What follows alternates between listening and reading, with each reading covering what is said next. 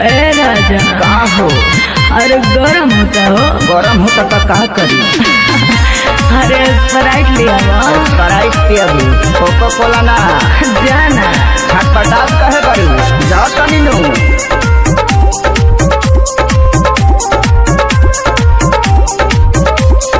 देहिया से देह तनी सटे दाना रानी, घरम से घरम भइल हमर जवानी। मुहावा घुमावा तनी फेर करवटिया, बनल बा मुंड आज मानिल न बतिया। पिगे स्प्राइट सामान कोरी टाइट। यू आर राइट होई पूरा नाइट। देहिया से देह तनी सटे दाए रानी, गरमी से गरम भइल हमर जवानी। मुहावा घुमावा तनी फेर करवटिया, बनल बा मुंड आज मानिल न बतिया। पिगे स्प्राइट सामान कोरी टाइट। आवाज हटा कहाँ हटी रे? यू आर राइट होई पूरा night. O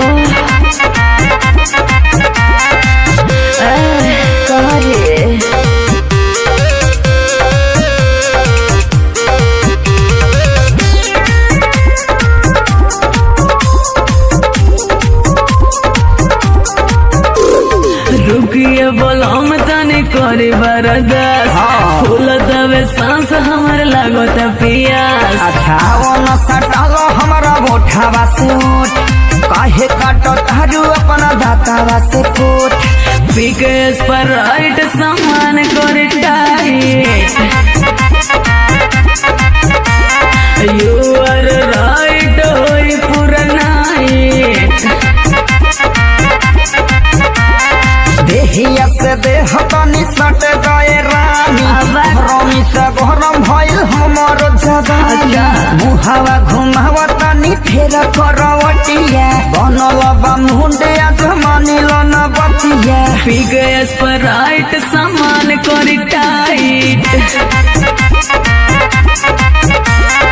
you R right होई पूरा नाइट। अरे डोलावा ना। काठी डोलाई रे हाथ है।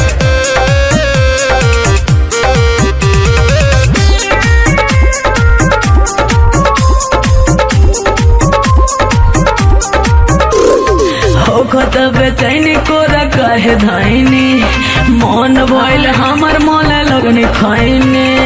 देह तनी चित कर विकास मोहित कर, टोना टोनी छोड़ना सामान हमार हिट कर। पिगे स्प्राइट सामान कोरी टाइट। यू आर राइट होई पूरा नाइट। देहिया से देह तनी सटे दाए रानी, गरम से गरम भइल हमर जवानी।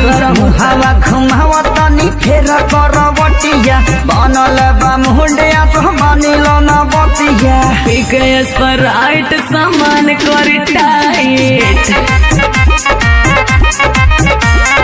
यू आर राइट होई पूरा नाइट।